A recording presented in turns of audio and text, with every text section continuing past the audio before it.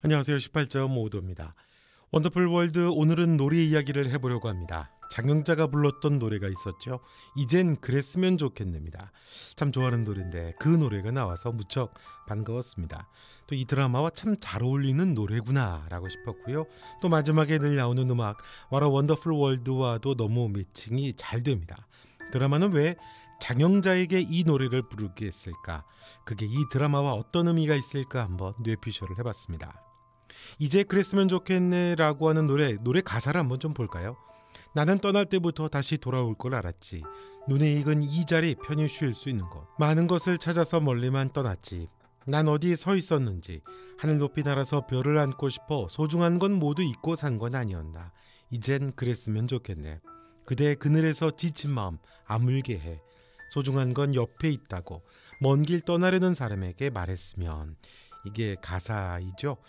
특히 아물게 해라고 하는 것도 참 중요한 가사인데요. 장영자는 선율의 고통을 만들었던 사람이죠. 자신의 고통과 분노로 인해 방화를 했고 그로 인해 아무 상관없는 선율의 부모가 억울하게 죽었습니다. 어린 선율은 고아가 됐고 모든 꿈을 접은 채 악착같이 살아내야만 했던 걸로 나옵니다. 선율에게는 큰 고통이고 기억이라고 나오고 있는데요. 분노와 복수로 몸부림쳤던 장영자는 또 다른 고통 속에 갇혀 살다 그렇게 죽게 됩니다. 자신 때문에 어느 꼬마아이의 삶이 비극이 됐기 때문이죠. 피해자의 영원한 영겁 같은 고통입니다. 장영자 입장에서 장영자가 쓰는 편지라고 생각을 한번 해보죠. 가사가 그러죠. 하늘 높이 날아서 별을 안고 싶다고 합니다. 많은 것을 찾아서 떠나려는 사람을 부르죠. 이미 알고 있습니다. 다시 돌아와야 한다는 걸요. 별을 찾느라고 많은 걸 찾느라고 소중한 걸 모두 잊고 살았던 게 아니냐고 조심스럽게 되묻습니다. 소중한 건 옆에 있는 거니까 돌아와 쉬라고 위로합니다. 먼 길 떠나려는 사람에게 간접적으로 말하죠. 자신이 겪어가며 놓쳐버린 소중한 것들이 있었다는 걸 알았다는 겁니다. 자신이 경험한 걸 안타까운 마음으로 표현을 한 거죠. 장영자의 이 노래에는 은유적으로 세 사람을 향한 메시지 노래 같습니다. 충망받고 잘 나가던 작가에서 하나뿐인 아들의 죽음과 깨어진 가정, 그리고 새로운 진실을 마주해야 하는 수연을 향한 작가적인 메시지죠. 수연은 장영자가 죽은 후에는 빠르게 화면이 흐르면서 출소하게 됩니다. 죗값을 치른 것으로 보인 감옥에서 나오게 된 거지만 그건 진실을 마주해 가야 하는 수연의 시작을 의미하죠. 마치 장영자가 펜션에서 남편의 불륜 현장을 목격한 것처럼 이제 수연이 마주해야 하는 시간이 시작된 겁니다. 진실과 분노를 알아가겠죠. 수연에게는 가사말처럼 먼 길의 시작입니다. 가사에는 떠날 때부터 다시 돌아올 걸 알았지라고 합니다. 먼 길을 간다는 건 다시 고통과 아픔의 자리로 가게 된다는 걸 의미하잖아요. 지친 마음이 아물고 쉴 수 있는 곳 또는 사람이 있음을 잊지 말길 바란다는 안타까운 위로입니다. 그게 뭔지는 뒤에 가서 또 말씀을 드리고요.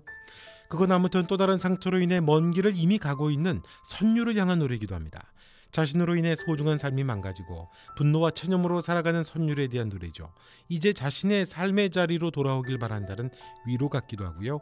선율이 그 고통스러운 먼 길 여정에서 지친 마음 아물 수 있게 되는 건 또 다른 자식을 잃은 고통으로 몸부림을 하는 수연을 통해서겠죠. 수연의 손에 미싱 자국이 아물어가는 것처럼 난도질된 선율의 마음이 아물도록 곁에 있는 존재가 수연이겠죠. 안타까운 피해자였던 장영자가 선율의 상처에 보내는 소중한 것, 그게 바로 수연이 될 것 같습니다.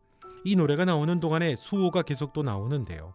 수호는 자신이 보란듯이 성공하고 잘 돼서 수연을 돕겠다고 합니다. 그리고 잘 나가게 되죠. 수호는 자신의 불륜으로 인해 거악이었던 김준과 타협을 하게 되고 오히려 자신의 개인 커리어를 성공적으로 만들어갑니다. 수호가 그토록 사랑한 수연이라면 그 소중한 사람의 곁을 잊어서는 안 된다는 메시지가 되겠죠. 그 사랑하는 소중한 사람을 잃어버린다는 건 별을 안고 싶어 떠나느라 돌보지 못한 소중한 것, 그걸 잊어버리게 된다는 메시지겠고요.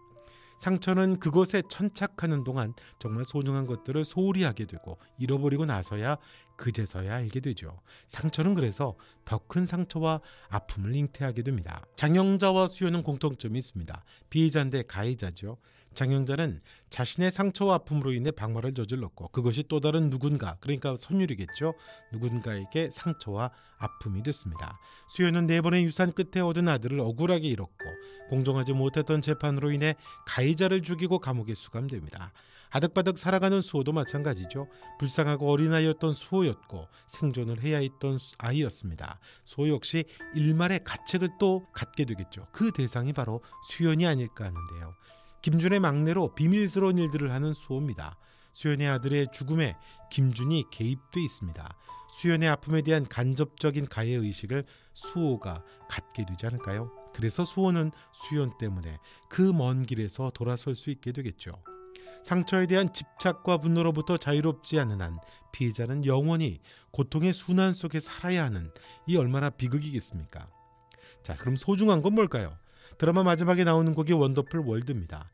아픈 피해자는 여전히 고통스러운 세상인데 세상이 아름답습니다. 나는 이렇게 아픈데 세상이 아름답다는 것만큼 비극을 표현하는 말이 없죠. 하지만 상처받는 이들에 대한 따뜻한 위로를 전하기 위해 이 노래가 사용된 것으로 보입니다. 원래는 비극을 대비하기 위해 사용하기 참 좋은 곡이지만요. 비 오는 날 수호가 수연에게 우산을 씌워준 것처럼 그늘이 돼주고 쉼이 돼주는 사람을 만나게 되며 또 쉬었으면 좋겠다라고 하는 메시지가 아닐까 합니다. 감옥에서 미싱에 손이 박히는 고통도 잊을 만큼 그렇게 괴로워하던 수연이었습니다. 그 수연에게 그늘이 되며 쉼을 줬던 건 장영자입니다. 웬만한 일을 자신이 해주고 쉼을 줬죠. 상처가 아물어갑니다. 그리고 얼마 후에 수연이 미소를 지으면서 처음이었죠. 장영자에게 아물어가는 상처를 보여줍니다. 장영자는 무척 기뻐했죠. 노래 가사처럼 상처가 아물어갑니다. 드라마적으로는 아주 의미 있던 장면이었다고 보는데요. 수연이 장영자를 만나면서 장영자라고 하는 그늘에서 조금씩 쉼을 갖고 미소도 찾아갑니다. 상처 입은 사람이 상처 입은 누군가를 가장 잘 이해하고 그늘이 되어줄 수 있겠죠. 상처를 아물도록 또 도와줄 수 있겠고요. 그 소중한 사람이 누구에게나 있는 거니까 잊지 않기를 바라는 메시지가 바로 노래에 담긴 것 같습니다. 이제 먼 길을 가게 될지 모르는 수연과 이미 먼 길을 가고 있는 선율 두 사람입니다. 서로에게 또 다른 장영자처럼 상처를 아물게 해주는 소중한 것이 되기를 바란다는 메시지가 이 노래에 담겨 있는 게 아닌가 싶습니다. 소중한 건 상처 입은 또 다른 내 옆에 있는 사람이 될 수 있겠죠. 이 드라마가 결국에는 비극이 될지, 그리고 결국에는 해피엔딩으로 또 위로가 될지는 조금 더 지켜봐야 될 것 같습니다. 노래가 주는 잔잔한 감동이 있어서 그 의미를 한번 생각해 봤고요. 미싱의 상처로부터 그렇게 회복돼가는 아물어가는 상처와 이 노래가 갖고 있었던 의미에 대해서 한번 생각을 해봤습니다. 물론 어디까지나 저의 뇌피셜입니다. 이번 영상은 여기까지 하겠습니다. 영상 좋으셨다면 구독과 좋아요, 여러분의 댓글도 남겨주시면 고맙겠습니다. 지금까지 18.5도였습니다. 또 뵙겠습니다.